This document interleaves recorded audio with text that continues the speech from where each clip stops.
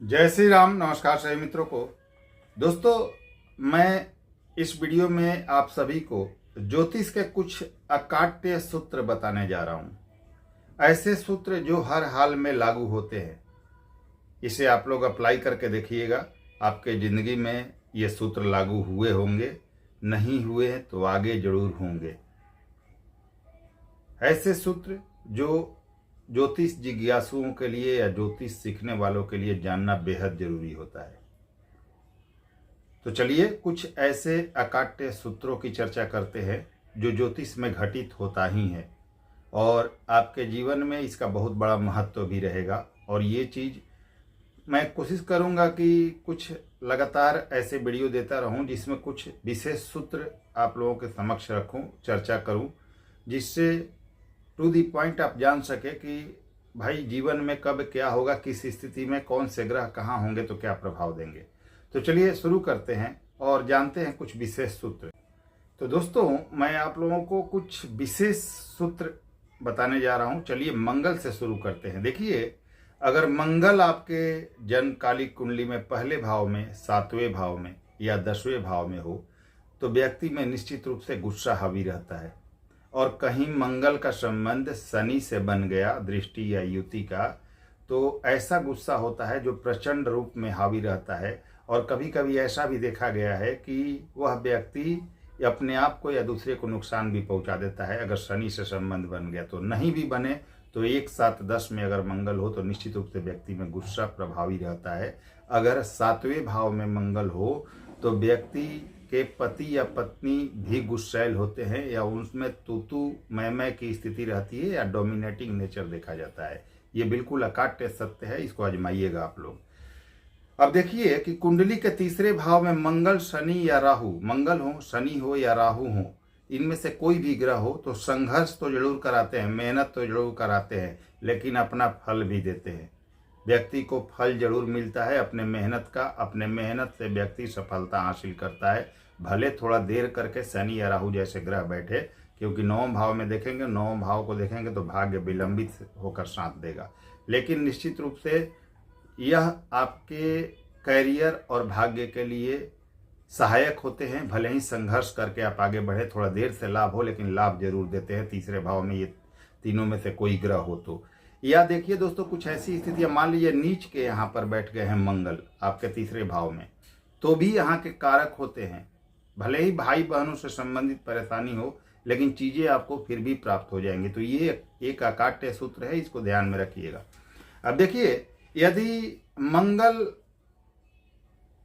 राहु या केतु इनमें से किसी के साथ शुक्र बैठे, ध्यान दीजिएगा, शुक्र की बात कर रहा हूं।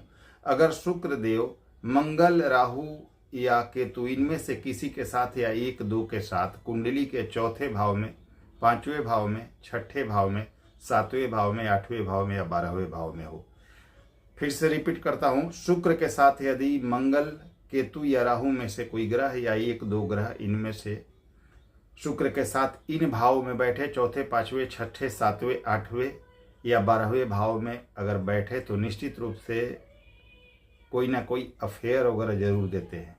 और ज़िंदगी में कभी ना कभी ऐसा समय आएगा जब आप एक्स्ट्रा मैरिटल अफेयर की तरफ भी बढ़ते हैं, या कम उम्र में भी आप अफेयर वगैरह या लड़कियों से अट्रैक्ट होते हैं और कुछ चीज़ें आगे भी बढ़ जाती हैं। ठीक है, ऐसी स्थिति जरूर आती है। अब देखिए, अगर मंगल से शुक्र का दृष्टि संबंध हो या युति बने तो, और यह अगर चौथे भाव में बने, 5वें भाव में बने, 7वें भाव में बने, 8वें में बने या 12वें में बने, मंगल से खासकर शुक्र का, तो ये 100% होता है, इसमें कोई शक नहीं। क्योंकि मंगल जो है ना, एक ऊर्जा है, आग है, और शुक्र क्या है, भोग विलास है। दोनों का जब संबंध बनेगा ना तो वो आग को भड़काता है। तो निश्चित रूप से ये संबंध बनते हैं। मंगल के साथ अगर ऐसा संबंध बन रहा है चौथे में, 5वें में, 7वें में, 8वें, 12वें में, तो निश्चित रूप से ये स्थिति बनती है कि व्यक्ति का अफेयर वगैरह जरूर होता है। राहु के साथ भी हो तो ये स्थितियां होती है। देखिए, एक चीज और ध्यान दीजिए कि चौथे भाव में अगर शुक्र अकेला बैठा हो, अगला सूत्र मैं बता रहा हूं कि चौथे भाव में अगर शुक्र अकेला बैठा हो तो आप सुख सुविधा सब कुछ हासिल कर लेंगे, ऐश्वर्य की चीजें आपको प्राप्त हो जाएंगी। लेकिन कभी न कभी व्यक्ति पर लांछन जरूर लगता है। जीवन के किसी समय में ऐसा समय आएगा जब आप धोखे का शिकार होंगे या लांछन आपके ऊपर लगेगा, और लड़कियों से संबंधित या विपरीत लिंग के प्रति भी बदनामी एक बार जरूर कहीं ना कहीं देखने को मिलता है। ये स्थिति जरूर होती है। अब अगला सूत्र अगर बात करें हम, तो सप्तम भाव का गुरु, अगर सप्तम भाव में किसी भी राशि में गुरु हो, किसी भी राशि में, क्योंकि दोस्तों सप्तम भाव में दिग्बलहीन हो जाता है गुरु, अपने राशि में भी अगर हो, धनु या मीन में तब भी, तो किसी भी राशि में सप्तम भाव में गुरु हो तो विवाहित दिक्कतें, वैवाहिक जीवन में दिक्कतें कभी ना कभी जरूर देता है, और कई बार ऐसा देखने को मिला है कि व्यक्ति को अविवाहित भी रख देता है। तो ये स्थिति भी देखनी जरूरी है। इसका भी आप लोग अपने कुंडली, अगर ऐसी स्थितियां कभी घटित हुई हैं या लोगों कुंडली पर विचार विमर्श करके देखकर जरूर बताइएगा, कमेंट बॉक्स में लिखिए क्या ऐसा हुआ या नहीं।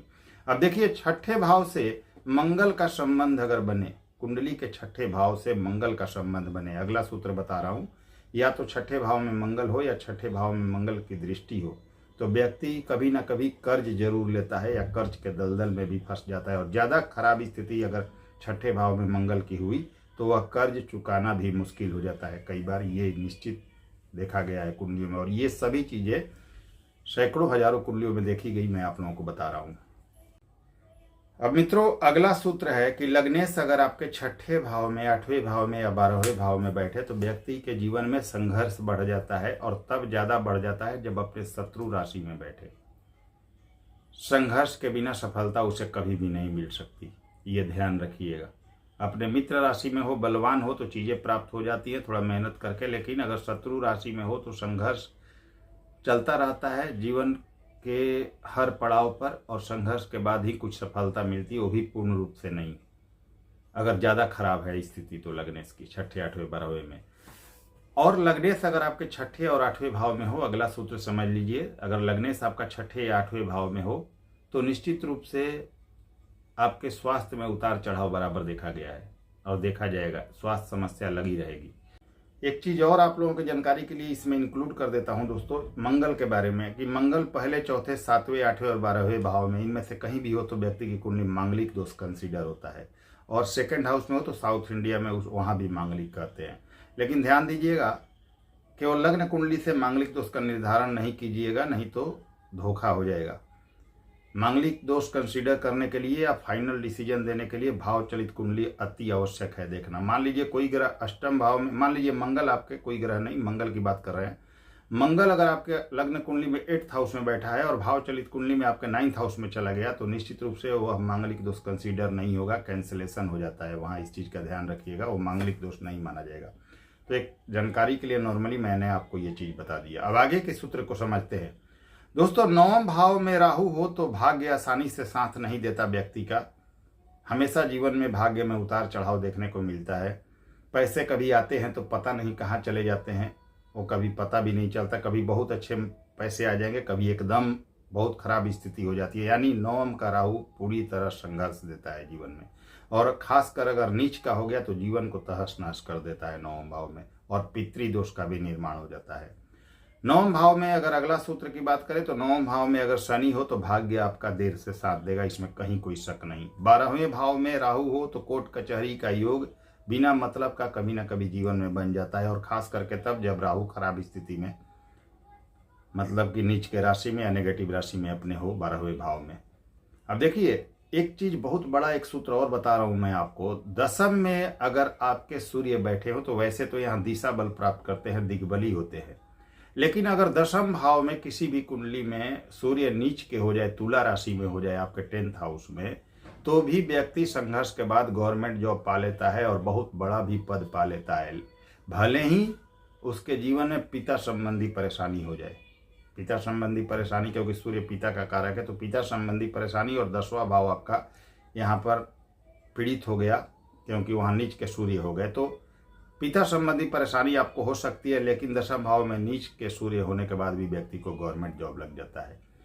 अब देखिए, सूर्य का संबंध अगर बात करें मंगल से हो, और यह संबंध लग्न में, सप्तम भाव में, अष्टम भाव में, इन जगहों पर हो, सूर्य और मंगल का संबंध आपके लग्न, सप्तम या अष्टम भाव में बने, तो व्यक्ति को आंखों की समस्या जीवन में जरूर होती है। ठीक है जी। चौथे भाव वगैरह में बने सूर्य मंगल का संबंध तो डायबिटीज वगैरह की भी समस्या होती है। अब एक चीज और देखिए कि नीच का वक्री ग्रह बहुत कठिनाई देता है जीवन में। आपकी कुंडली में कोई नीच का ग्रह है और वह वक्री है तो वह बहुत ज़्यादा कठिनाई देगा, और चौथे 10वें भाव 9वें भाव में अगर नीच का है तो बहुत ज़्यादा परेशानियां व्यक्ति को झेलनी पड़ती है। तो ये हुए कुछ मुख्य सूत्र जो आपके बहुत काम आ सकते हैं। कैसा लगा यह सूत्र, कितना अप्लाई हुआ आपकी कुंडली पर, लोगों की कुंडली पर, जरूर बताइए कमेंट्स बॉक्स में। वीडियो पसंद आई हो, ऐसे सूत्र और आपको चाहिए तो कमेंट्स में नीचे लिखिएगा। वीडियो पसंद आई हो तो लाइक करें, शेयर करें। नए व्यूअर्स हैं चैनल को सब्सक्राइब कीजिए। अगले वीडियो में फिर से मिलते हैं, तब तक के लिए नमस्कार, धन्यवाद।